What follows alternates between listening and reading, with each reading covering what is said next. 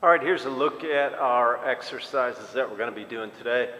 This is going to be a go-at-your-own pace, rep-based scheme, so all of the repetitions that you'll be doing are to the right there. So our first exercise will be two different exercises that make up one rep.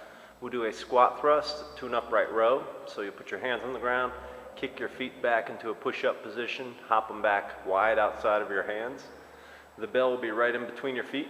You'll make sure that your back is protected by engaging your abdominals, pulling your shoulders back, and you will stand up into an upright row. Make sure that you keep your elbows higher than the handle when you row. Lower the bell with your abdominals and your legs, and then go back into another squat thrust. From there, you'll lay on your back. You'll push your hands and your palms into the ground. Squeeze your feet together, and you're going to make one big circle with your legs. You want your knees to go over your eyes. When you're back in your lying position, you want to alternate directions. So you'll do 10 of those, 5 each way. From there, we'll go to a seated press. I have bottoms up written there, so if you've got a light enough bell that you can try out a seated, bottoms up seated press, certainly go ahead and try that. Otherwise, you can stick to a regular racked position press. But we'll do 10 on each side of those. From there, we'll go to a swing with the bell on the outside of our feet. That'll be 25 each side. From there, we'll go to an alternating halo, and we'll switch directions on each one. That'll be 10 each side. From there, we'll do a side lunge. If you want to hold a weight, it'll be a racked side lunge, but we'll step out to the side, bend our knee, cut our hip back, and do our best to get our hamstring parallel to the ground, and then stand up after each repetition. You'll be doing 10 each side on those. Then we'll do 10 standard good position push-ups. If you want to push it a little bit, clap in between each one. But if you are clapping, make sure that you lower with good tension in your abdominals and triceps. From there, we'll go to 15 high pull swings on each side. High pull is a precursor to the snatch, so we want to focus on changing the line of the bell and pulling it up our body. Make sure that your elbow leads and stays higher than the handle. From there, we'll go to a yaw press. A yaw press is almost like a shot put type motion where you want to lock your body out. You're going to have your bell in your racked position. You'll twist to the outside, and then you'll use some momentum to assist in your press. And you want to finish your press normally how you would with a regular military press. Make sure you pull your shoulder down into its socket and flex your lat on each lockout. That'll be 10 each side. From there, we'll go to a body weight exercise. It's a variation of a lunge. It's called cheerleaders. You want to have your feet nice and close together on those. Your back foot will be back a little bit. When you bend that rear leg, the knee should line up with the center of the front foot. You'll jump, switch feet in the air. That'll be 10 each side, or 20 total.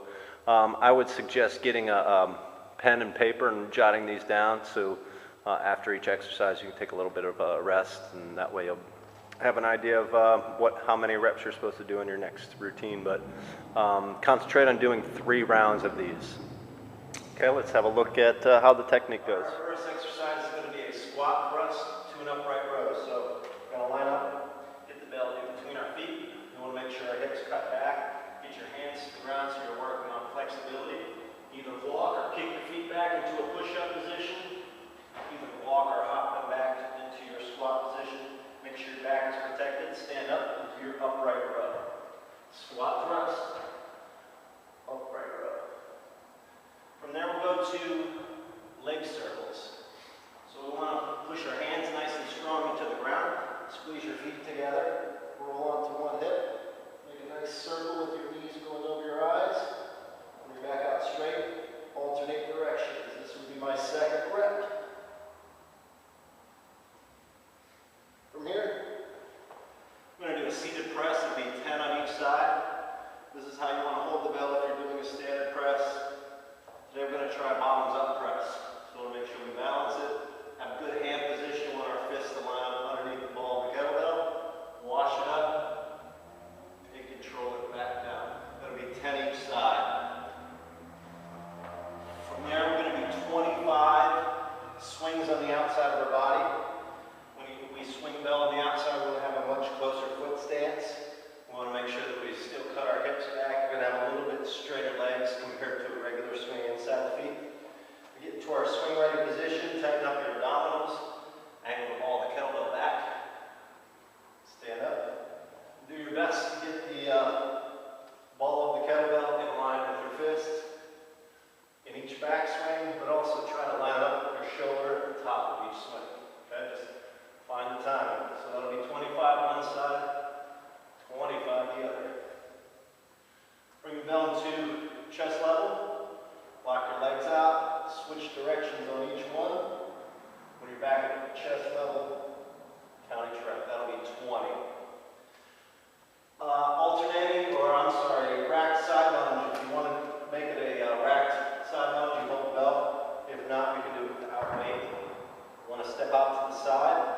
sure our knee is protected, cut our hip back, get our hamstrings parallel. Stand up. Make sure you do 10 on the pole, one leg before switching legs. Also make sure that your back stays nice and straight on these. So you want to cut your hip back, push your chest out so your shoulders don't collapse. So it'll be 10 each side. 10 good push-ups. To make it a little more of a challenge, you can add a clap. If you are clapping, just make sure that you lower it under control. From there we have a high pull swing that will be 15 on each side. We want to get into our swing ready position. We hike the bell back. I suggest keeping your thumb in and down. Lead with your elbow, guiding the bell into each back swing. Okay, inhale in your back swing, exhale up. That'll be 15 each side. A yaw press, start on your weaker pressing side. Make sure you have good hand position so the wrist is not bent back. Start with your legs locked out, always turn outward, and then use momentum to fire the bell off of your shoulder